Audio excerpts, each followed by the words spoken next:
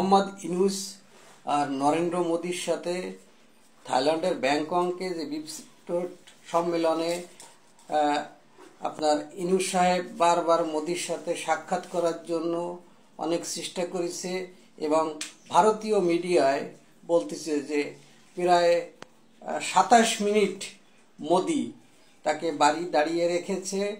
হোটেলের যে কক্ষে মোদী ছিল এবং সে জায়গায় প্রফেসর ইউনূসকে বাইরে দাঁড় করিয়ে রেখেছে 27 মিনিট। এটি ভারতীয় মিডিয়ায় বলছে।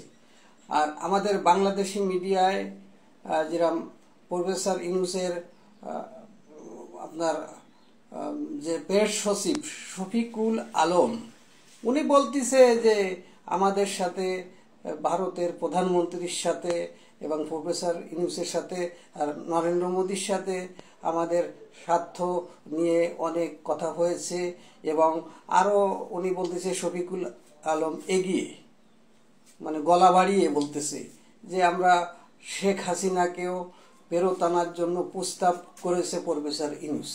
এটা কতটা সত্য এবং ভারতীয় মিডিয়া এবং ভারতীয় পররাষ্ট্র মন্ত্রণালয় এগুলি অ্যাভয়েড করে গিয়েছে এবং তারা কোনো কথা বলেনি।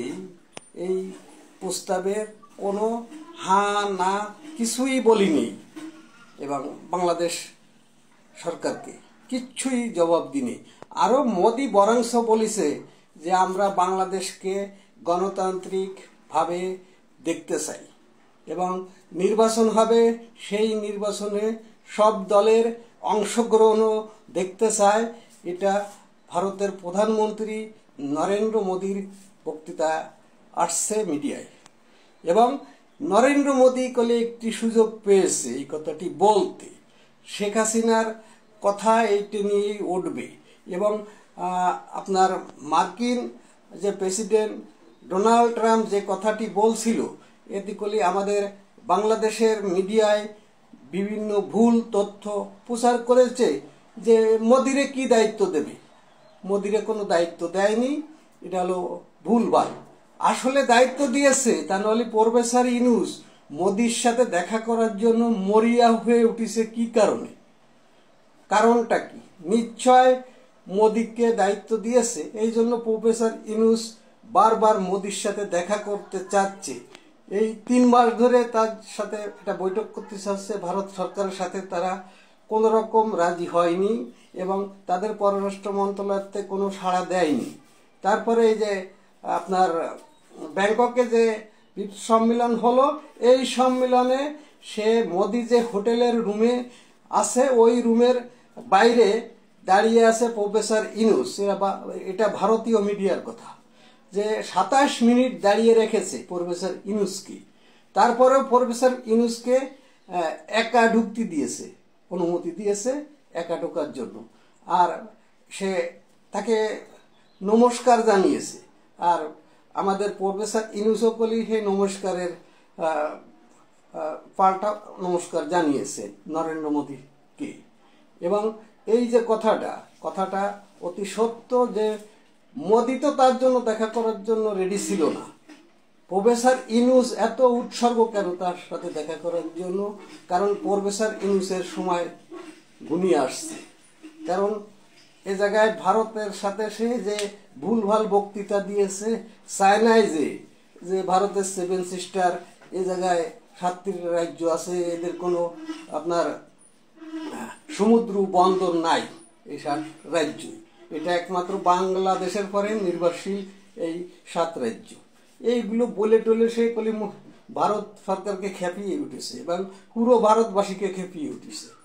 তার জন্যই এবং নরেন্দ্র মোদীর সাথে দেখা করার জন্য, বৈঠক করার জন্য বারবার মানে আপনার প্রফেসর ইউনূস চেষ্টা করে আসছিল এবং সেই বৈঠক হয়েছে আপনার এই ব্যাংককে যে সম্মেলন ছিল সেই সম্মেলনে সে বৈঠক চেষ্টা করে বৈঠকটা কোনো মতে করছে এবং তার সাথে যে আরও কয়েকজন লোক ছিল আপনার উপদেষ্টা মণ্ডলীরা, তাদেরকে বাইরে রেখে উনি একা ঢুকেছে নরেন্দ্র মোদীর রুমে, এটা আমরা দেখেছি।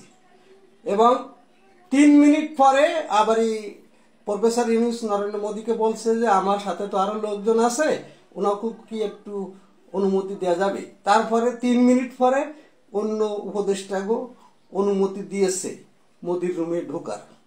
এটা তো দেখছি আমরা।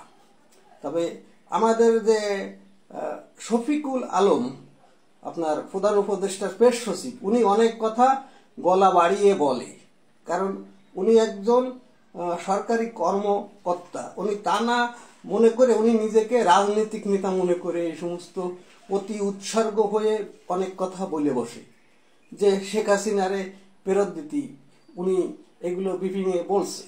এটা কত সত্য? ভারত তো এর কোনো প্রতিক্রিয়া জানায়নি, ইয়েস নো কিচ্ছুই জানায়নি। এবং ভারত আরো এই একটা সুযোগ পেয়েছে যে বাংলাদেশের যে আমলিক সরকারকে তারা এই যে প্রফেসর ইউনূসের সরকার যে নির্বাচন দেবে ক্ষমতায় থেকে, সেই নির্বাচনে আমলিগকে নির্বাচন করতে দিতে হবে, সেই সুযোগটা মোদিগলি আনবে। তার চেষ্টা এবং তার যে মনের আশা, সেটা কলি সে পূরণ করার চেষ্টা করবে। এবং আমলিগকে কলি এই একটা সুযোগ আসছে, আমলিগকে কলি নির্বাচনে বাংলাদেশের যে নির্বাচন হতে যাচ্ছে সেই নির্বাচনে আমলিগকে বাদ দিয়ে কোনো নির্বাচন হবে না, এটা বোঝা যাচ্ছে। এটা ইউনূস সাহেবের মুখতেও বলবে যে আমলিগকে নির্বাচনে রাখতে হবে, আমলিগকে বাদ দিয়ে নির্বাচন হবে না। বাংলাদেশ, খোদা হাফেজ।